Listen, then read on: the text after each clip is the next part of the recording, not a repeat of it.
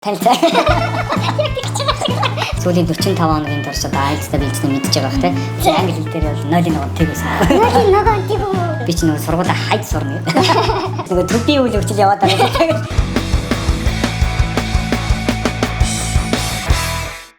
Сайн байцгаана уу? Сайн байцгаана уу? Удаа болцсонгүй шүү. Харин за сайхан шинжилсэн мэдтэй. Өнөөдөр болохоор бид юу ярихаар болсон бэ гэхээр YouTube-ийн манай блогны доор бас хүмүүс бичсэн байлээ. Шагаа яаж биетэй сурваа, бие дагаад сурчваа энэ англи хэлийг. Бас яаж солонгос хэлийг яаж сурсан юм бол гэдэг. За ер нь яг англи хэл дээрээ л төвлөрч ярьж байгаа. Тэ бүгдээрээ англи хэлийг манай нөгөө стори үздэг хүмүүс байх юм бол намайг сүүлийн 45 хоногийн турш одоо айлцтай бэлдснээ мэдчихэж байгаа бах те.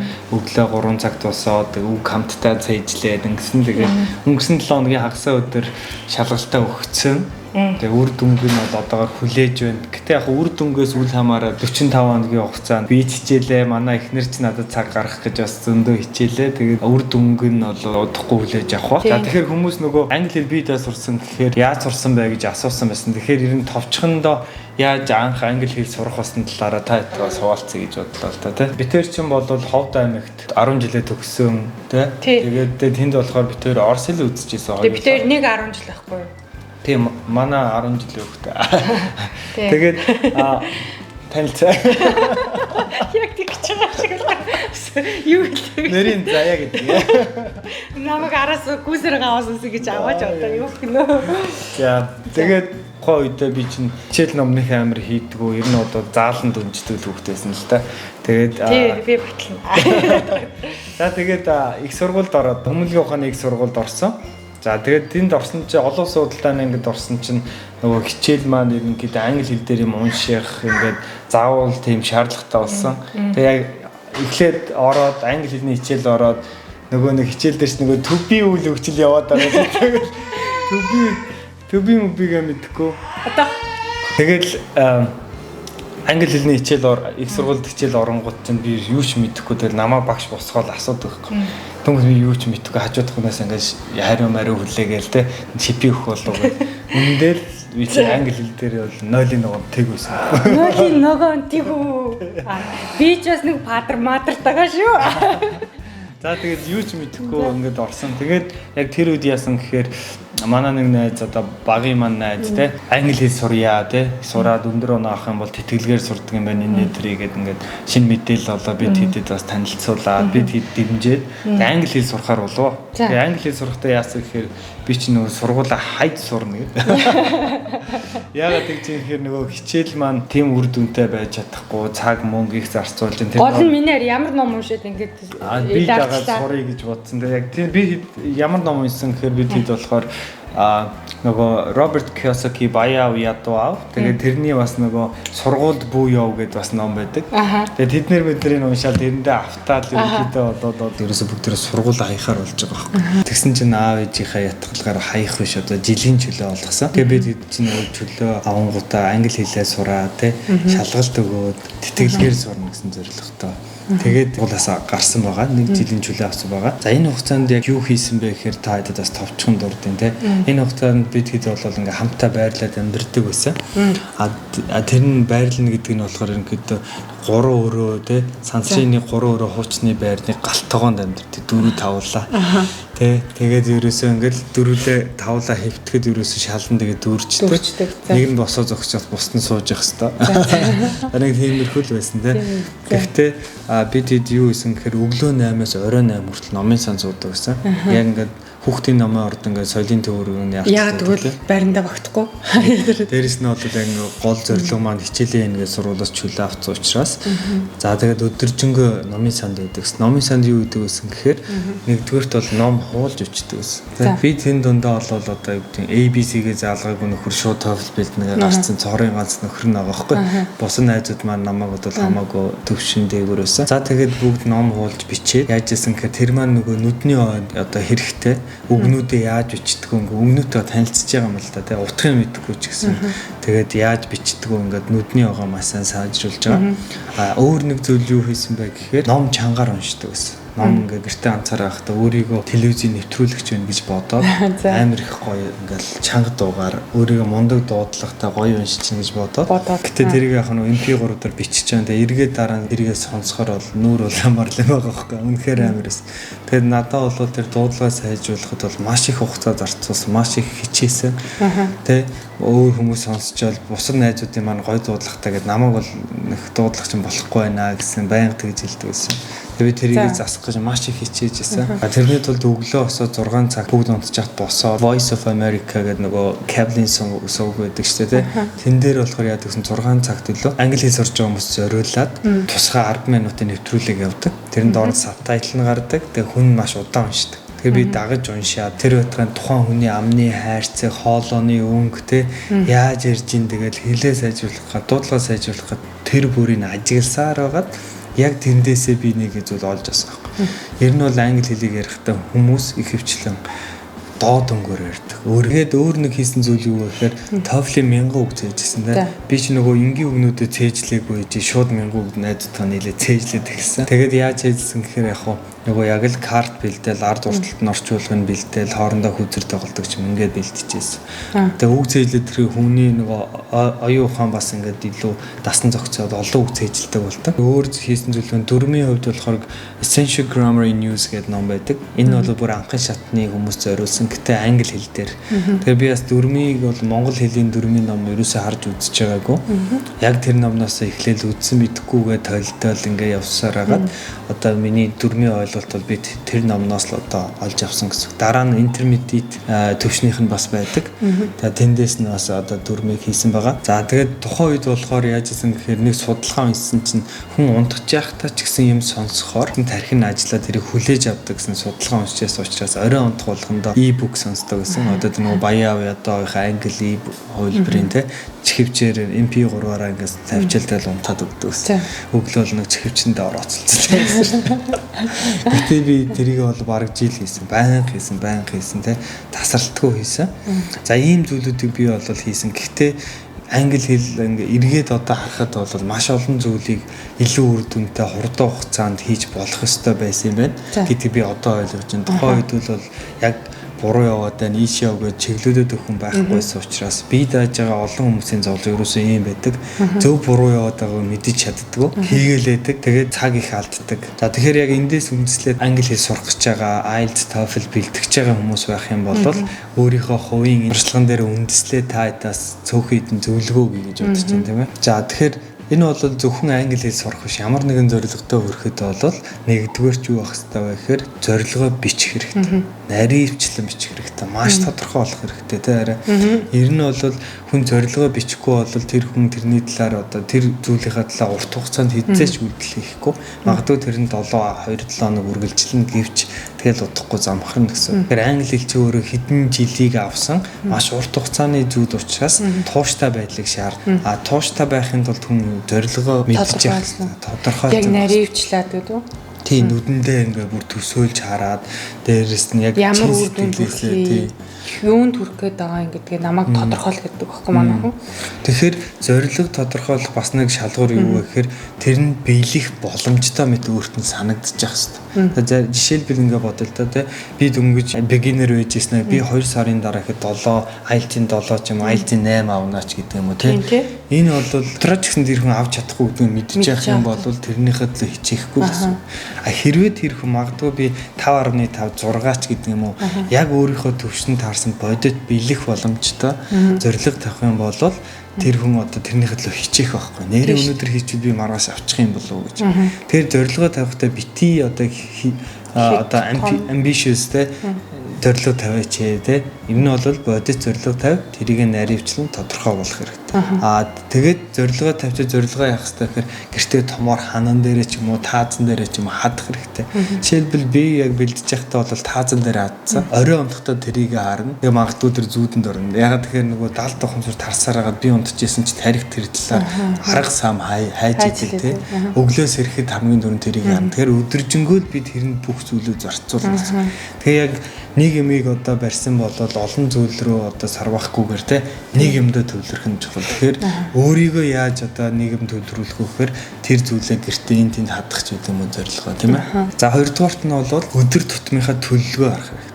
Хэрвээ та маргааш юу хийхээ мэдэхгүйгээр одоо унтах гэж байгаа бол маргаашаа та үргэлжсэнд үр дүнгүй өнгөрсөн тооцох хэрэгтэй. Яа магадгүй та маргааш босоод англи хэлээ хийнэ гэдэг нэг жоох юм хийж болно. Нөгөөдөр хийж болно тий. Гэхдээ энэ урт хугацаанд хизээч үргэлжлэхгүй та ахиж байгаа ч мэдэхгүй, ахгүй байгаа ч мэдэхгүй. За тэгэхээр ерөөсө төлөвлөгөө гаргана гэдэг чинь юу вэ гэхээр маргааш та бичгийн дасгал хийнэ гэх юм бол айл номноос хэдийн ширхэг эсээ бичих ч гэдэг юм. Бүх юма тодорхой бичих хэрэгтэй. Харин дараа нь яах вэ гэхээр өдрийн төгсгөлд тэрийгэ хийсэн хэсгээ шалгах хэрэгтэй. Тэгээ хийсэснээ шалгаад яагаад хийгээгүй, яагаад хийсэн, өнөөдөр ямар асуудал байв гэдгээ аль болох англиар өдрийн тэмдэглэл маркер бичих хэрэгтэй тийм. Хэлний төвшин хамаагүйгээр өөрийнхөө хэмжээнд оролдоод эхлэх хэрэгтэй. Тэгэхээр өдрийн төлөвлөгөө гаргаад тэрийгэ дүгнэх нь бол маш чухал байна тийм ээ. Хэрвээ та ирээдүйд IELTS юм уу, TOEFL ч юм уу тийм хэлний шалгалт өгвөл гадаад оронд сурах эсвэл ажлын ярилцлаганд орох байдаг юм уу тийм академик төвшөнд ашиглана гэж бодож явах юм бол миний танд өгөх зөвлөгөө бол нэгдүгээр дүрмээ сайн сурах хэрэгтэй. Ягаад тэгэхээр би одоо TOEFL өгч байсан, IBT TOEFL өгч байсан, солонгос хэлний TOEIC гэж өгч байсан, IELTS-ийн шалгалтыг бас хэд өгсөн, TOEFL-ыг ч гэсэн бас 2 өгсөн санагдаж байна. Тэгэхээр ингэхээр би шалгалтнуудаас харахаар ерөөсөө дүрм болвол энэ бүхний одоо суур байна. Дүрмгүй болвол эдгээр шалгалтанд та өндөр оноо авахд тийм одоо амар биш ээ. Чухал ганцхан дүрмээр аавна гэж байгаа үг биш. Гэхдээ маш том байр суурь эзэлж байгаа гэдгийг хэлмээр байна. Хэрвээ та зүгээр өдөр тутамдаа хүнтэй ойлголцдог болъё те. Өдөр тутамдаа англиг ашигламаар байна гэж бодож явах юм бол илүү үг цэжлэх хэрэгтэй. Илүү олон үг мэдэх хэрэгтэй. Үүл үг, нэр үг те, adjective те энэ зүйлүүдийг мэдээд нэгдүгürt магадгүй дүрмийн алдаатай ч гэсэн ойлголцох нь чухал учраас энэ үгнүүдээрээ ойлголцоод явж болно. Тэгэхээр би юунаас эхлэх вэ гэж асуух гэж хүмүүс байх юм бол та энэ бүхэн таны зорилгоос хамаарна. Ирээдүйд та яг юу хийх гэж байгаа юм? Ямар зорилготойгоос хамаарат юунаас эхлэх чинь шийдэгдэнэ. Дээрээс нь тухайн хүний давуу сул талууд юундаа сайн, юундаа муу энэ гэдэг юм уу энэ бүхнээс хамаарна. За тэгэхээр ингээд онлайн маш олон гоё сургалтууд байгаа тийм миний ярьж бас хэдийдээ сургалт. Би яг изээё. Манай би ингээд нөгөө яг жирэмсэн байх хугацаанд цагийг өөр бүтээлтэй өнгөрөөе гэж бодоод хилээ сайжруулъя гэдэг нэг Монгол бас амралтаараа гээс оцсон ч гэсэн хэдэн хоногийн дотор ч гэсэн сайн л гэсэн сургалтууд суусан. Тэгтэл нэг л ингээл би ерөөсөө нэг амьдралдаа буулгаж ерөөс тэрийг хэрэгжилж чадахгүй байсан байхгүй. Тэгэл яг нөгөө нэг хүн чинь хажуудах эрдэнэсээ мэдгүй байлээ. 2 тэрбум болоо. 2 тэрбум болоо ч тийм. Тэгээ тэр шиг хүн нэрээ мэдгүй байлээ. Би тэр ахыг ойлгож байна. Тэгэхээр яасан бэ гэхээр би тэгэл ингээм амар олон сургалтанд суусан, онлайн ганцаарч илсэн. Тэгэл очиод хальт ингээ суудаг байхгүй. Ерөөсөө амьдрал дээр буулгаж чадахгүй. Яаж амьдралээр хэрэгжилж болох вэ гэдэг ерөөсөө надад заагүй юм шиг санагдсан. Тэгээ шагаа болохоор яг амьдрал дээр яавал ингээд чи ойлгох уу гэдгийг бол надад илүү ойртуулж өгсөн байхгүй. Яг тэгвэл өөрөө нөгөө махчилж ингэж бүр ингэж өөрөө маш удаан ингэж оёосон болохоор яавал ингээд илүү хүнд хүрэх вэ гэдэг өөрөө мэддэг. Яагаад гэвэл өөрөө тэн дээр гацаж үзсэн тэрийг өөрөө олж мэдсэн учраас бүр тэр хүмүүс болохоор яг багшаар заалгацсан болохоор яг тэр онлоо надад шахах гэдэг байхгүй. Юу гэдэг автоматар тэгхгүйгээр шаагаад болохоор надад болохоор яаж заасан бэ гэхээр илүү нөгөө практик яаж ойлгох вэ гэдгийг заасан болохоор тэр ялгаатай байсан. Тэгээд эрдэнэсгэн минь баярлалаа. Миний яриг хэлдгээр бол нөгөө багасаа сурцсан эсвэл маш мундаг сургууль сурцсан те ингээд бид нар шиг одоо сүулдэж ир сураагүй учраас бид нар чинь нөгөө тархин сэргийг юу гэдэг те тэгээд яг мэрэгжлийн багшаар заалгацсан учраас магадгүй та бид нар шиг биеэдээ сурж байгаа хүмүүсийн зовлон үзэхгүйгээр сурцсан байгаа байхгүй те буруу зүйл явах гэдэг өнгөдөл багш нь хэлээд өгчтэй ингэж болохгүй энэ зөв дүрм чи юм энийг энэ үед ингэж ашиглаарай бид нар бол тэрийг маш урт хугацаанд юу алдаад байгаач мэдгүй явсаар хагаад өдий хүрсэн тэгээ энэ хугацаанд суралцсаар хагаад учрыг өөрөө ухаж ойлгоод интернетээр хайгаад хүнээс асуугаад ингэж яваад ойлгосон учраас магадгүй яг биеэдээ сурж байгаа те нэг сонин ингээд сурах гэдэг мөртлөө ханаас эхлэхээ мэдэхгүй байгаа. Өөрийнхөө давуу сул талыгаас мэдэхгүй ийм хүмүүстийг би нөгөө өөрөө туулсан учраас илүү хүмүүсийг илүү ойлгох юм санагддаг тийм. Тэгэхээр надад бол одоо би чинь нэг бүр амар мундаг одоо төгс англи хэлтэй биш ч гэсэн бас боломжийн хэмжээнд ингээд Австрали улсад мастер хамгаалсан учраас эргээд ингээд хүмүүс сурж эхэлж байгаа хүмүүсийг харахаар надад бол нэг тийм юунд гарц байгаад байгаа байхгүй тий. За нэг ингэчвэл ингэждэг дээ гэсэн одоо яг би ч баг 10 хэдэн жил биедээ сурах гэж үзлээ шүү дээ тий. Англи хэлийг. Тэгээд тэр өнцгөөсөө л одоо заяад ингээл зөвлөж байгаа юм л да ерөнхийдөө бол яаж сурах талаар. Тэгээ манай хүн болохоор угаасаа 7.5 та байсан. 7.5 дотроо тэр чинь голчоор ингээд зарим нь тэд байх хэвээр эд байх хэвээр гэсэн нэг тийм битүүрийг яг зорж байгаа одоо битүүрт хэрэглэж байгаа тэр газар маань тийм шаардлага тавьсан байгаа. Тэрийг авах гал ерөнхийдөө тэр гол зорилго болгож түнс дунджаар 8 болгоно 9 болгоно гэсэн бол 45 хоногийн дотор тэгээд миний анчин ажиллаа хийж байгаа юм. Тэгээ хүүхдүүдэд харж байгаа юм. Ингээд энэ юуны хажуугаар бүгднийг дээшлүүлнэ гэвэл бас хэцүү. Тэгээд шүн 3-т босоод хийгээд хитгэн нэг цаг гарна л хийдэг гэсэн тийм нэ. Тэгэж хийгээд ингээ явхад бол тэгэж бас ахиулахад хэцүү баг. Гэхдээ ямар ч сан зорилготой битээр хүрнэгээд яг тухайн тэр зүйлдээ л битээр анхаарч хийсэн. Энэ шалгалтуудын нэг тийм аргачлал байдаг юм биш үү гэж би харьяасаа ойлгоод байгаа байхгүй. Тэр талаараа яриад юм. Тэрийг харин бол ингэсэн яриа. Анх би TOEFL өгөхөд бас миний хэл бол үнэндээ амар муу байсан байхгүй. Дүрмж тэр бүх юм маш муу байсан. Гэхдээ TOEFL-д бас аргачлал байдаг тийм. Ялангуяа жишээлбэл ерөөсөө одоо нөгөө дөрвөн сонголттой асуулт байна шүү дээ. Аль нь A B C D гэсэн тийм. Тэнгүү тэрийг харангуйтаа шууд нэг асуулт хариулт нь биш гэдэг шууд мэдэж болдог. Тэгээд тэрийг устгахчингуу таалаа гэхэд хүн дөрвөн асуултнаас 25% магадaltaй байсан бол 33 болчихж байгаа байхгүй тийм. Энэ гих мэт ингээд аргууд байдаг. Жишээлбэл яг би TOEFL-ийн тэр аргыг TOEFL-ийн солонгос хэлний шалгалтанд ашигласан байхгүй. Тэгсэн шүү дээ. Би солонгос хэл бас эхнэрээр үсгээ заалгасан. Тэгээд өөр ерөөсөө сургуультанд сууж үзээгүй, дөрмийн номч хийж үзээгүй те. Тэгээд яалтчгүй нөгөө сургуульд сурыг те, визээ сунгыг ингээд асуудлаас болоод шалгалт өгөх хэрэгтэй болсон. Тэгээд тэндээ 2 сар бэлдсэн. Тэгээд өгсөн. Авах ёстой хэмжээнээсээ давуулаа авсан байгаа те. Сургууль мастера төгсөж явах хүн авах ёстой оног авсан. Гэтэ тэр бол би бол мундаг солонгос хэлтэй биш басаад. Тэрээс үнэ. Маш олон одоо хуучин шалгалтын материал дээр ажиллаад анализ хийгээд те энийг ингэдэм бэ стратеги боловсруулаад өөртөө мэдрэмж суулгаад тэрний үндсэн дээр ерөнхийдөө авсан байна. Тэр яг IELTS-ийн хувьд бол бас шалгалт болгоо өөр. Хизээч IELTS-тэй шууд хараад энэ буруу гэж хэлэх бас хэцүү. Гэхдээ өөр одоо чадварууд байдаг. Одоо шаардлагатай чадварууд хөгжүүлэх шаардлагатай чадварууд байдаг байгаа. За тэгэхээр ер нь бол шалгалт гэдэг чинь англи хэлний ерөнхий төвшин болон тухайн одоо IELTS өнө TOEFL өнө тухайн шалгалтанд шаардлагатай чадваруудын хослолоос бүрдээд тэгжээ тэр хүн одоо өндөр оноо авдаг. Хизээч дан англи хэл мундаг хүн жишээлбэл одоо энэ тхэн native speaker те англи хэлтэй төрөл хэлний хүмүүс хүртэл 8 9 авч чадахгүй байх жишээ нэ те. Ингээд одоо жишээлбэл Ирландууд бол бас англи хэлтэй орно. Гэтэ ингээд бизнес ч юм Австрали дээрээ сурахад бас шалгалт зарим нөөх шаардлагатай болдог өгдөг. Гэтэ тэрийг 2 3 өгсөн би арай гэж 7 авсан гэх ийм хүмүүстэй би ажил дээрээ таарч байсан. Тэгэхээр энэ бол хоёр ийм чадварын нийлбэр гэдгийг хүмүүс мэдээд тэгээд тэрэндээ бол яаж бэлдэх үү гэдэг. Тийм шүү дээ. Ер нь гэхдээ яаж бодсон би монголоор шалгалт өгсөн чи би авчихдаггүй хаа. Тийм шүү дээ. Монгол хэлний дүрэн байна. Дээрээс нь одоо эсэ гэдэг чинь өөрөө бүтцтэй байгаа шүү дээ. Ямар бүтцийг даахгүй вэ?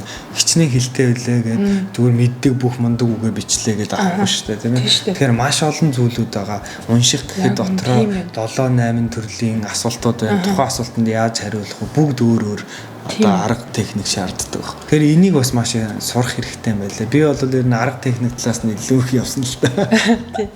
Би болохоор хараагаа ингээд за миний нэг унших дээр яавал ингээд сайжрах юм, бичих дээр яавал сайжрах юм гэж асуусан чи энийг яриул миний хараа юу гэдэг лээ. Тийм энэ чинь бол өөрөө амар урт том сэдв байгаад байгаа байхгүй тий. Яаж сайжруулах вэ гингүүт. За чи энийг унш тэгээ сайхан болчихно гэж байхгүй.